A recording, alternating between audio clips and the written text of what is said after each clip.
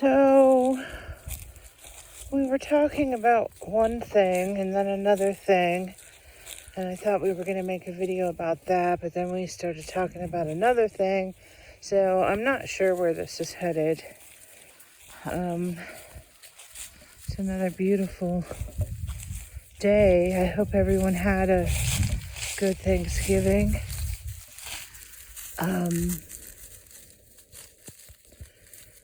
We had a nice time. We did. It was really, really lovely. Thought it was going to be better than it was, but he has to stick with this theme of disappointment. He revealed a few things the night before Thanksgiving. Oh, I forgot that was kind of a special day to him in the past. Oh yeah, Thanksgiving Eve. I'm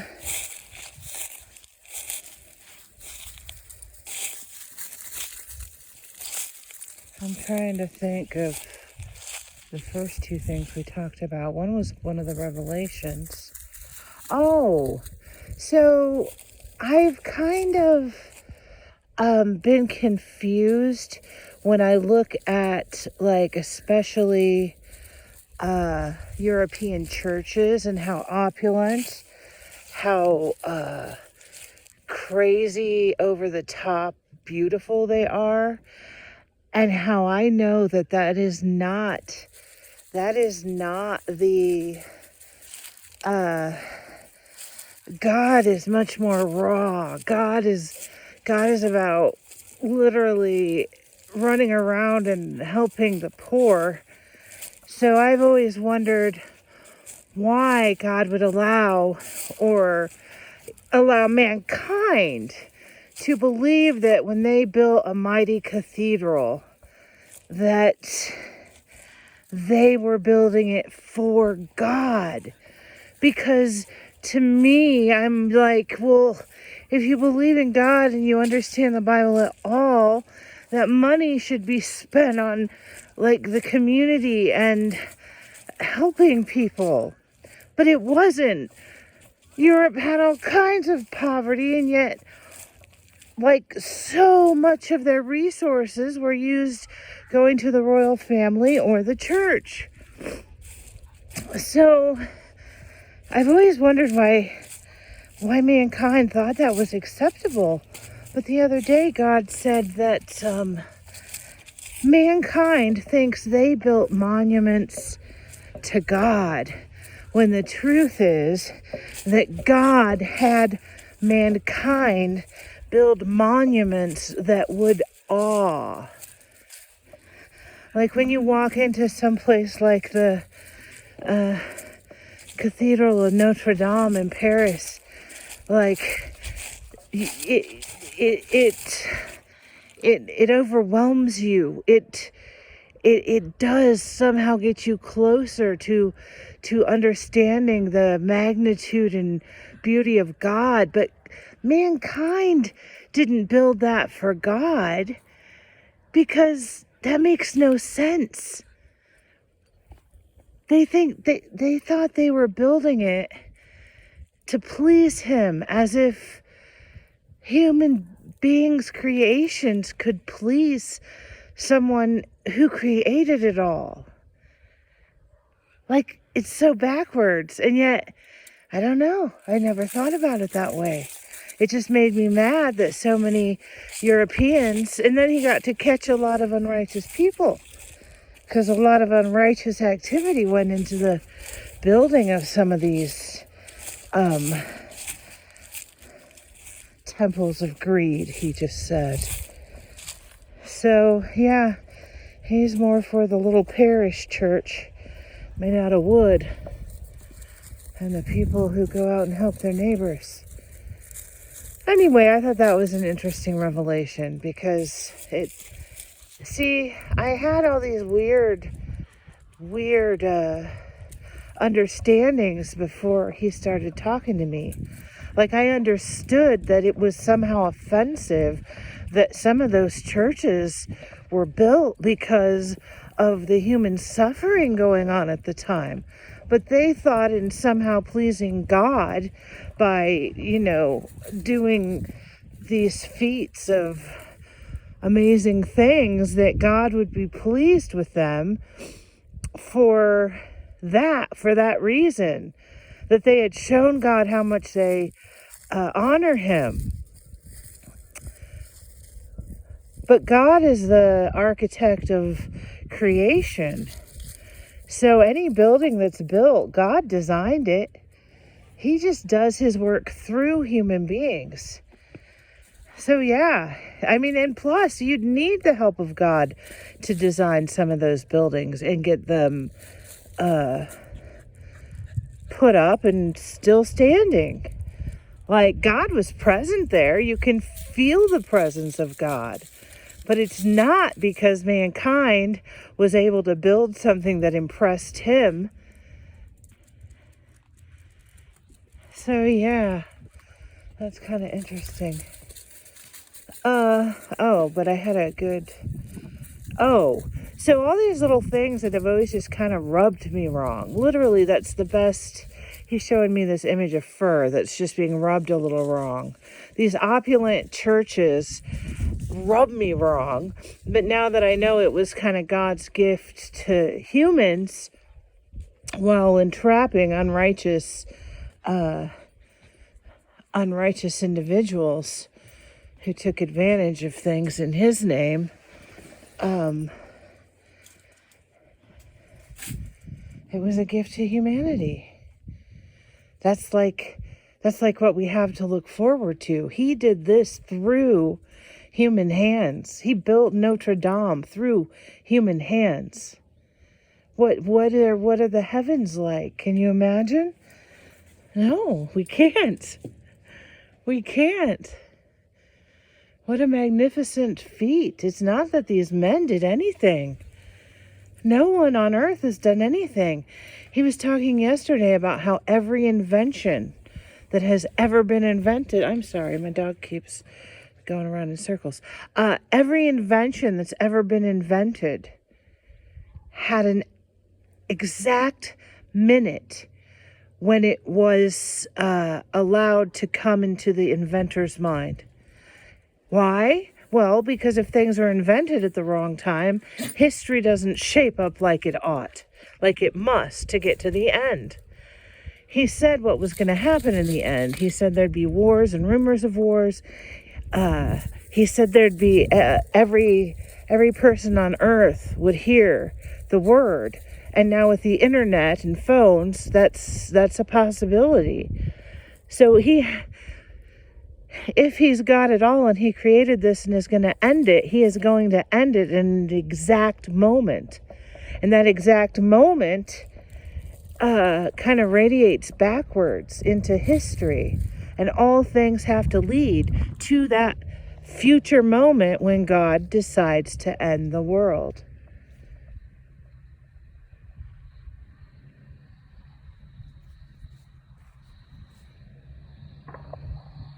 Oh, that was a boom and a tractor sound. Well, weird. Oh, well, it's probably a gun, considering where we're at. I don't know what a gun sounds like.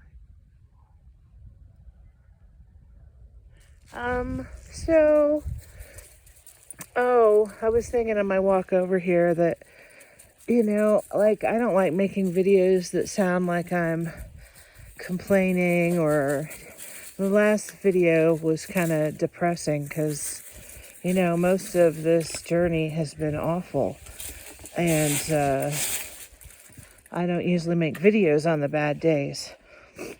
So, we were discussing, or I was thinking, I don't want to make any more bad videos. I've already told people how awful things have been, and he said, oh no, you haven't.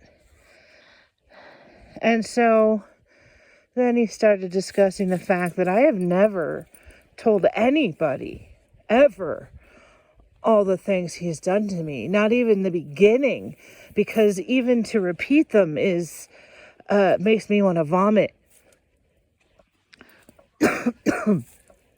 the things he put me through, I cannot relive them by repeating them out loud, because I will get hysterical. So I'm actually doing quite well considering what I've been through. And the only way that's possible is because he literally has my brain in a, what's that? He showed me a picture of that that thing you put on steering wheels or tires, like a steering wheel lock. Like, I can't get out of whatever thought he wants me to have. So it sounds like my own thought, but it doesn't feel like my own thought. It's kind of coming from a higher place. Now we're at pretty much almost 28 months. 28 months ago, this trial started. And I can hardly even remember back to 2 years and 4 months ago, 28 months. 28? Yeah, 28 months. I mean, if you guys had any idea, there was a stay in a psych ward for 9 days. It's last night, for a split second, he told me to go pick something up, and I started to walk in the direction that it was. Well, it was a certain perfume, because he uses smell. So I went to where I keep perfume, and all of a sudden my body turned the other direction and walked into the other room where I have a very small collection of perfume. And I had not felt that control for at least probably a year and a year and a half. And I started kind of crying and getting, starting to freak out, because having your body controlled like that, it didn't scare me actually as much as I just made it sound. It scares me now. It made me realize how little choice I had in any of the things in the beginning. Because now I'm so deep into this, there's no way out of it now. But sometimes I think, man, what if I would have done something different in the beginning? But he literally, I felt like there was a magnet wherever he wanted me to go, and I was literally pulled in that direction. It was a gravitational pull inside and outside of my body. Now he pretty much just controls me by a split second before I do anything. He already downloads it in my mind. So I just kind of follow the download. So it's kind of hard to explain, but I don't feel him, not like when this started. When this started, he'd just fill up my body, and I thought I was in, I don't know, it was like some superhero movie. Like, it was insane. It was crazy. But we don't get any of that anymore. I don't get anything, except my suffering's not too bad. It's low grade, except when it does pop up, I can hardly take it. So when it does pop up, it's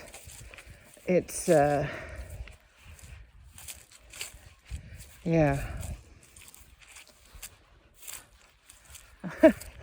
Oh. He just said reindeer poop. If you were like, it is deer poop, I believe. But he said if my son would have been seeing that, I would have told him it was reindeer poop. Because, thinking about reindeer running about the park at night is just cute. This park has lots of molehills. I'm sure you've seen them. But a while, on the other side of the park, we ran across this molehill that was like huge. And then he said, well, some molehills are mountains. It depends what your perspective is. I thought that was cool. That was definitely a mountainous molehill.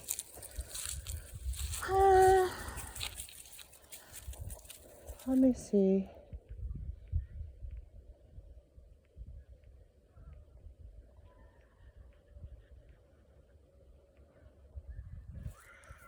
Well, I'm thankful Thanksgiving was nice. I'd forgotten that Thanksgiving was the only nice holiday he ever let me have.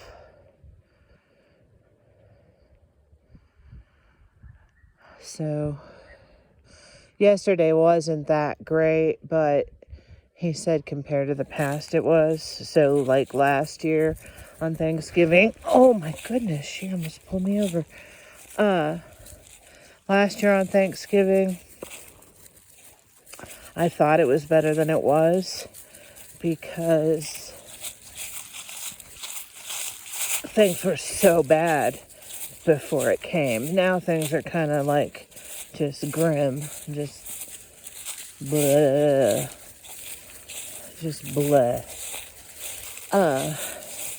which is preferable. I'm not complaining. I'm just waiting is just, I know looking back, I'm going to be like, what was so bad about that? Because I'm someone that loves to, like, if I can get a long delay in an airport, like 12 hours, I am so excited. I love to be, like, in enforced waiting, where you have to wait. I just, like, instantly relax. And that's all I am essentially doing right now is waiting. But if I was able to view it that way, it wouldn't be suffering. So he doesn't allow me to view it as waiting. And the problem is I don't know what I'm waiting for. I've seen how extreme he is now. So I'm a little concerned why or how or what kind of terrors I'm going to face ahead. He has said everything's going to be wonderful in the future. But I know this man, this thing, and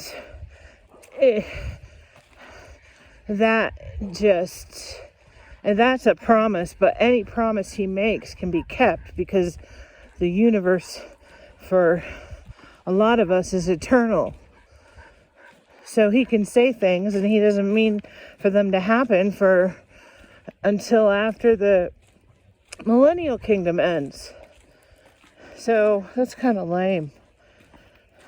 But I mean, it's what it is. He's the one that knows how to get us where we're all going to be. There's no words for our gratitude. There are no words for what will come from all this. It's just beyond human imagining on any level. Like, when he would take me to heaven, there are certain emotions. Like, you can feel so good. You cannot conceive of how good someone can feel. Like, you can sit and think, well, if I won the lottery and had everything I wanted, how do I feel when I just sit down on my, $6,000 couch and I have my $150 bottle of wine and I have this dress I love on? How do you feel? What's the maximum happiness a human being can feel? Well, if you've had a child and you're loving, you can feel a little more of the true joy. So love is a step up from any other emotion. He's just explaining this right now. I've never understood it this way, but I'm understanding that it's true. No amount of achievement, glory, money, beauty, all those things cannot lead to a higher state than that of pure love. So when you are a loving person and you look at your baby or you look at your spouse, or if you're really lucky, if you look at your parent, you feel this overwhelming thing of love for what you're seeing and how blessed you are. That's a step above any happiness that any success or material possession or power can give you. And if you think about it, if you trace it through, someone can only be happy for so long. Say your dream was to, I don't know, win an Oscar and then marry a billionaire. I don't know, these are really shallow things. I've never been interested in these things in my life. But let's say that was your goal. I would have liked to win an Oscar when I was younger. I loved acting. But no, I don't. Money makes me uncomfortable. So, sorry, I don't like walking through the neighborhood talking about God. Yeah, if I was talking about Jesus, I'm not ashamed, but I don't never know if what I'm going to say is going to make me sound really corny to the average person. You say, why would I care? Because I don't like to make people uncomfortable. It's not that I care what they think about me. Aren't I wonderful? What the heck? Oh my God. Everything with God turns around on itself. Like that, just totally turned around on itself. I didn't want to look shallow. So instead I made myself look arrogant and braggadocious. See, that's why people should just keep their mouths shut. He's complicated. Nothing simple with the Lord. It's just not. I don't know if I covered this, but I learned it in the summer, so I'll cover it now. Each different type of tree has different styled branches. Their branches come out at just slightly different angles, and nature, rhyme and they're all variated just enough so that their branches look different. Anyway, one day he had me look up and I was like, oh, that's an elm tree.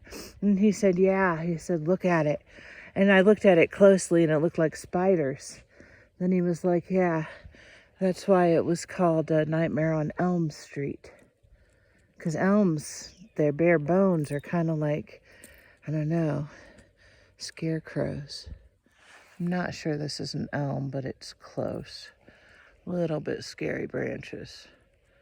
This one more looks like, I don't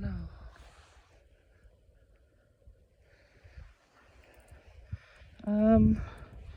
Well, Pip usually won't walk this way because she was attacked by a dog down there. We'll see how far she'll go. I'm trying to think if there's any other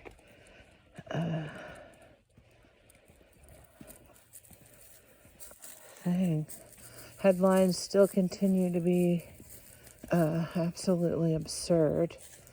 They're so absurd. Some of them are so sickening. Some of them are just funny.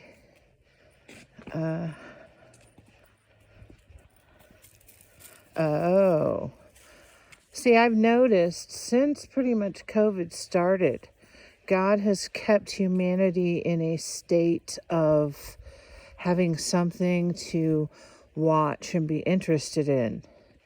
So when COVID started, of course, that would have been the news. We were all watching the news. We all wanted to know about COVID. It consumed our lives. Then there's been all these other things that have been what God calls entertainment for humanity. He needs to he's like a politician. He created politics. He knows that if you keep people distracted, that you can sneak in the back door and accomplish other things. So he's been distracting mankind for a long time. We've had something to obsess about. So amongst all these things, we've had Harry and Meghan, we've had the Johnny Depp trial, we've had the Queen's Jubilee, we've had the Queen's death.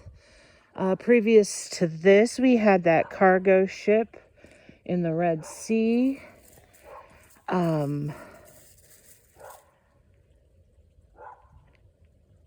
There's always been, we had the vaccine. So for the past, since this started for me pretty much, because before COVID, I don't know, it was mainly Trump, and I guess the woke was kind of starting. We've had the woke, we've had the riots. We've had all the weather events, the fires, the hurricanes, the tornadoes, the freezing down in Texas. He's really kept us all occupied with all these goings on. But right now, there's really not much going on. I'm trying to think if I'm just missing something big. The election's over. I guess you could say Russia's still kind of big. And then the heating up of Iranian sentiment is getting concerning. They've been pretty successful at the World Cup, but many of the fans, the Iranian fans, are booing these wins in solidarity with the protesters who are protesting the girl who died in police custody from apparently not wearing her hijab correctly. So, but that's kind of low level stuff. We don't have anything now. I mean, honestly, if you didn't care about Johnny Depp and the royal family, what I just mentioned is pretty lame. Trying to think if there's anything else. But no, I read a lot of news headlines. He has me keep up with all of them every day. And, trying to think if I'm accurate. See, I can't speak for other countries. I know there's a lot going on. I know South Africa has a lot going on. The immigration crisis, but that's not really some distractions are fun to watch, and some distractions just aren't as fun to watch. I don't know. I get upset when I watch the immigration crisis. But then I remember God wrote everybody's stories and where they're going to live. So God is sending those people up to the United States. And he's written who's going to be let in and who's not going to be let in. But it's still just, I don't know. I loved culture. I loved freedom. I love so many things about the earth. And uncontrolled migration and globalization and this one world government thing just pretty much obliterates so many of the things that I could see God in, I guess. So yeah, now the eco warriors are trying to destroy art. Art is like, I guess God is involved in the process of making all art. It's like a co-op between God and man. And he says art is sacred. Every brush stroke and every piece of art, its ownership is documented. Every piece of art is documented until its life ends, until it's destroyed. if it ever is. But then he said this includes children's art.